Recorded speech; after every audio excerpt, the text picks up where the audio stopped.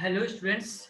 Yes, we were discussed about a new lecture of B Form fourth semester, and that is of pharmaceutical chemistry. Third, इसमें हम लोग lecture 4 discuss कर रहे हैं जिसके topics है types of optical isomer. Types of optical isomer, अब last lecture हम ऑप्टिकल आइसोमर पर और मीजो कंपाउंड पर डिस्कस कर चुके हैं। इसके आगे आज हमारा है types of optical isomer.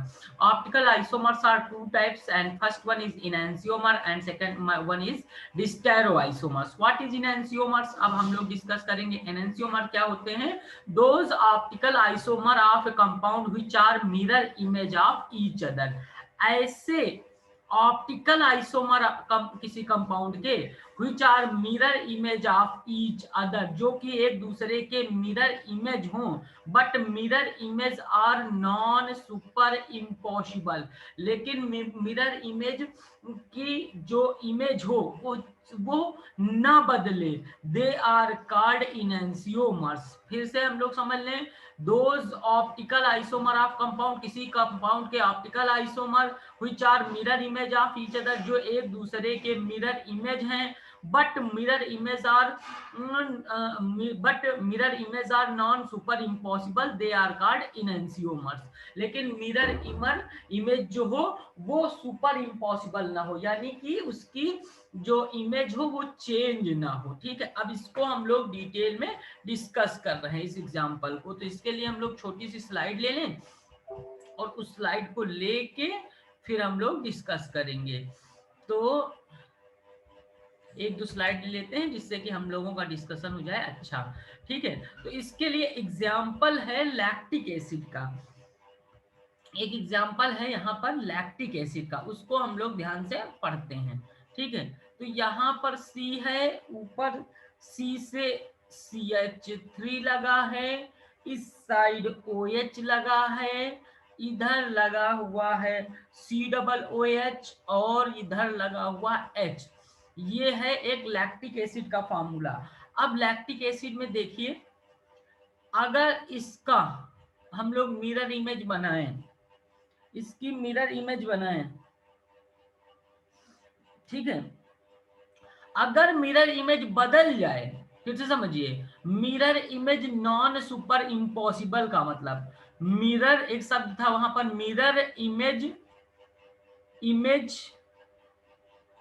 Non super impossible का मतलब होता है संरचना बदल जाए। अगर संरचना बदल जाए तो उसको कहते हैं mirror image non super impossible हो गया। Mirror image non super impossible मतलब संरचना बदल जाए। अब एग्जांपल दिखाते हैं। अगर इसमें हम लोग लगा दें मिरर इमेज ऐसे, तो क्या होगी, ये दोनों फिक्स रहेंगे और ये दोनों, ये और ये आपस में रोटेट हो जाएंगे। तो लैक्टिक एसिड में यहाँ पर CH3 और यहाँ पर है COOH, और यहाँ ये दोनों बदल जाएंगे आपस में केवल तो यहाँ H हो जाएगा, यहाँ हो जाएगा OH। अब ये दोनों कैसे हैं? ऑप्टिकल आइसोमर हैं और ये दोनों एक दूसरे के मिरर इमेज हैं, और mirror image non super impossible है, मतलब कि मिरर इमेज संरचना बदल गई है। मतलब जैसे ही मिरर इमेज लगाए, यानी मिरर लगाए, ये OH दूसरी तरफ चला गया, H दूसरी तरफ चला गया, OH इधर आ गया, H इधर, तो ये जो संरचना बदल जाना, यानी OH इधर चलाना, H इधर चलाना, यही होता है mirror image non super impossible. Clear हो गई यहां तक बात? तो अब समझिए क्या होता है इनैंसियोमर्स। इनैंसियोमर्स क्या होते हैं? Those optical isomer of compound which are mirror image of each other. ऐसे ऑप्टिकल आइसोमर जो एक दूसरे के मिरर इमेज हो, but mirror image are non super impossible, मतलब कि संरचना बदल जाए। नॉन भले लिखा है लेकिन यहाँ मतलब संरचना अगर बनाए तो बदल जाए। They are called enantiomer. They have same physical properties as well as as chemical property, इनकी फिजिकल प्रॉपर्टी और केमिकल प्रॉपर्टी सेम होगी। They only differ with the respect to rotation of PPL. ये दोनों एनएंसियोमर केवल कैसे एक दूसरे के डिफर होंगे, इनकी सेम फिजिकल प्रॉपर्टी होगी, सेम केमिकल प्रॉपर्टी होगी, लेकिन ये अलग कैसे हैं, केवल रोटेशन ऑफ पीपीएल, मतलब प्लेन पोलराइज लाइट के रोटेशन इनके अलग अलग है। अभी दिखाते हैं, हम दिखा रहे हैं लैक्टिक एसिड है 1 काइरल कार्बन, लैक्टिक एसिड के पास 1 काइरल कार्बन है 1 chiral carbon, hence have 2 isomer, इसलिए इसके 2 आइसोमर हैं या 2 इनैंसियोमर्स हैं। क्लियर है। अब हम दिखाते हैं कि दोनों इनैंसियोमर हैं आपस में प्लेन पोलराइज लाइट के रोटेशन में कैसे डिफर हैं। तो इसके लिए हम डिफरेंट कलर का पेन ले लेते हैं। देखिए इसका मॉलिक्यूलर वेट होता है, मॉलिक्यूलर वेट देखें, ये काइरल कार्बन है, ऐसा कार्बन जिसकी चारों वैलेंसीज अलग अलग ग्रुप से जुड़ी हुई हो वो काइरल कार्बन कहलाएगा। अब देखिए यहाँ पर ये 16 ऑक्सीजन का डायरेक्ट इससे कौन सा मॉलिक्यूल जुड़ा है, ऑक्सीजन, इसका एटॉमिक नंबर 16 है, इसका 1 है, तो 1, अब ये तो एटॉमिक वेट हो गया बच्चे, इसका एटॉमिक वेट 16, इसका 1, तो देखिए अब इसका डायरेक्ट इसका देख रहे हैं हम ऑक्सीजन का, बगल वाले का नहीं, तो इसकी पीरियोडिटी फर्स्ट हो जाएगी, और ये अब इसको पीरियोडिटी दो, इसकी पीरियोडिटी लास्ट हो जाएगी 4th। ठीक है ना। पीरियोडिटी मतलब पहले हम लोगों ने कैसे हमको डी फॉर्म या एल फॉर्म निकालना है, ये प्लेन पोलराइज लाइट को किधर रोटेट करेगा इसको कैसे जानेंगे। तो सबसे पहले जो काइरल कार्बन से एटम जुड़ा है उसका एटॉमिक नंबर, एटॉमिक वेट लिख लो, एटॉमिक वेट 16 है, ये डायरेक्ट जुड़ा था, इसका भी एटॉमिक वेट 1 है। अब पीरियोडिटी दो, इसको फर्स्ट, इसकी 4th, क्योंकि इसका सबसे कम है नंबर।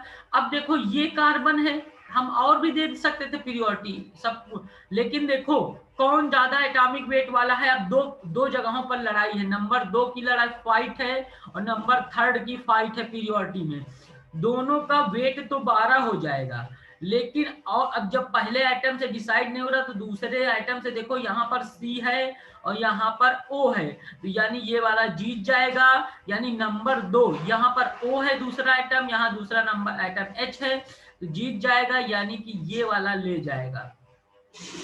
तो इसकी पीरियोडिटी 2nd हो गई, इसकी पीरियोडिटी हो गई 3rd। क्लियर है। अब देखो 1 2 3, चलो 1 2 3, और 4th अगर रास्ते में आए तो ढक लो उसको। तो 1 ये है पीरियोडिटी वाला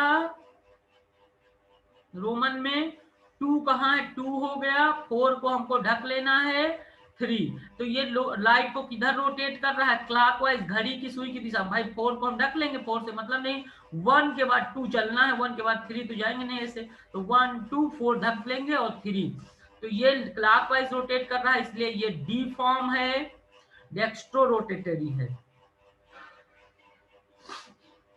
अब बताइए ये वाला,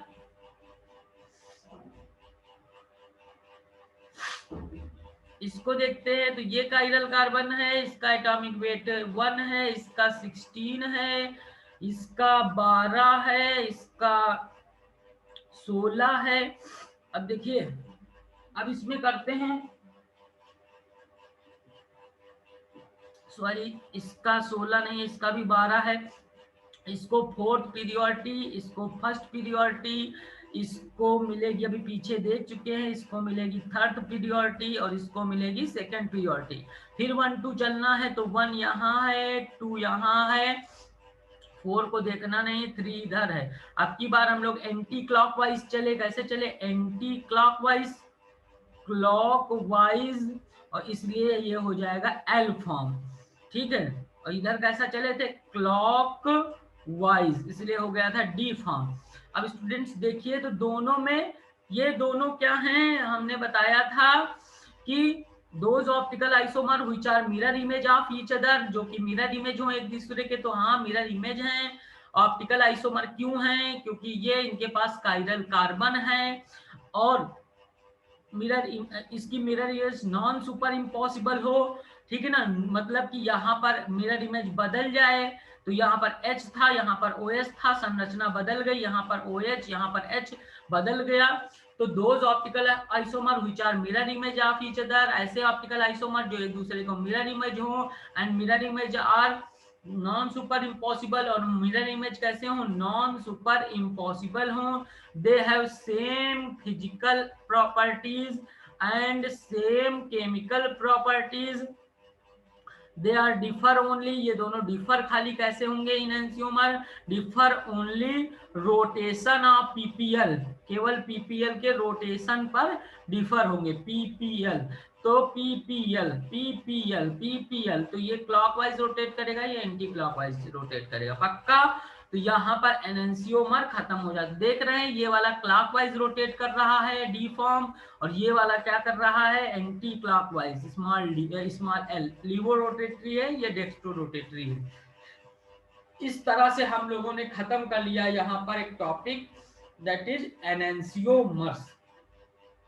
तो एनेंसियोमर फिर से डिस्कस कर लेते हैं, those optical isomer of a compound which are mirror image of each other, yes mirror image होंगे एक दूसरे के, but the mirror image are non super impossible, मतलब कि मिरर इमेज की संरचना, अगर मिरर इमेज लगाएंगे तो संरचना बदल जाएगी, संरचना बदल जाएगी, ठीक है। They have same physical properties as well as chemical properties, they only differ with respect to rotation of PPL, खाली इनकी सेम फिजिकल प्रॉपर्टी है, सेम केमिकल प्रॉपर्टी है, केवल इनके जो प्लेन पोलराइज लाइट का रोटेशन है, कोई एक डेक्स्ट्रो फॉर्म में करता है, दूसरा लिवो फॉर्म में करता है। लैक्टिक एसिड है one chiral carbon, hence have two isomer या टू एनेंसियोमर्स, क्लियर है, टू एनेंसियोमर कह सकते हैं। तो यहाँ तक फर्स्ट लेक्चर खत्म किया है, इसके बाद स्टेरो आइसोमर्स हम लोग नेक्स्ट लेक्चर में खत्म करेंगे, ठीक है स्टूडेंट्स। तो यहाँ तक क्लियर हो गया है, चलिए। तो नेक्स्ट स्टेरो आइसोमर के भी आंसर्स आपको देने हैं, क्योंकि आपको हमने पढ़ा दिया है एक लेक्चर में, अगली लेक्चर में रिवाइज होगा, और आपको यहाँ पर कुछ क्वेश्चंस दिए हैं जिनका आंसर, ये क्वेश्चंस दिए हुए हैं जिनका आंसर आपको करके ईआरपी पर सबमिट करना है। ये छोटा टॉपिक है, इसलिए जो है इस पे ज्यादा क्वेश्चन नहीं बनते हैं, इसलिए इन्हीं क्वेश्चंस को आप ईआरपी पर सबमिट करिएगा, एक एक लाइन के हैं। इसके बाद फिर 20 क्वेश्चंस वाले स्टार्ट होंगे, कि मतलब कि हर टॉपिक पर छोटे छोटे एक एक नंबर के आपको 20 क्वेश्चंस का आंसर देना होगा, ठीक है स्टूडेंट्स। नेक्स्ट लेक्चर में हम लोग कवर करेंगे डिस्टेरो आइसोमर्स, क्लियर है यहाँ तक।